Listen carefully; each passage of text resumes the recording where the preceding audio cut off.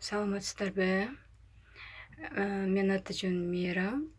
Сиздерге мен азыр Income Cash'те рефералдардан түшкөн акчаны реинвест кылганды көрсөтүп бермекчимин.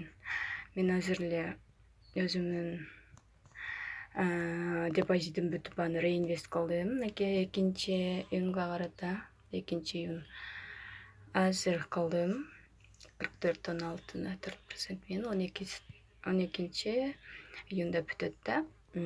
Азыр мен сиздерге рефералдардан түшкөн акчаны реинвест кылганды көрсөтүп беремин. Ал үчүн партнеры деген жерге киребиз. Реинвестировать или вывести кошелек деп турат. Вывести кылыш үчүн мына жерде кошелек, выберите кошелек деген жерден реквизит жасап туруп чыгарып алсак болот да акчабызды. Ал үчүн мисалы $20-65 ушул бойдо эле түшөт дагы. PL'мы 99 PL'мы алып калат да, балыңыздардан кемитет. Мен азыр буну 10 күнгө депозитке эле коюп коеюн. Ал үчүн мынаны галочка коюп 10 күн дегенди тандап туруп реинвестировать деген басам. Мынакей.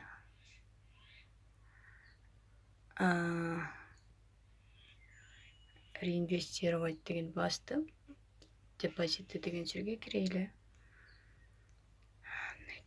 Мынакей 20-65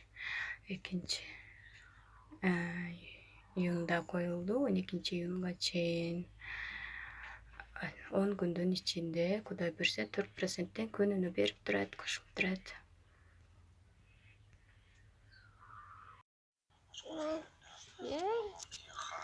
Мынакей баллы дегенге дагы биз канча реинвест кылсак, ошончо балл бизге берет. 21 балл берди, 44 балл жана берди. Реинвест кылганыбызга да ушундай кошумча балл берет.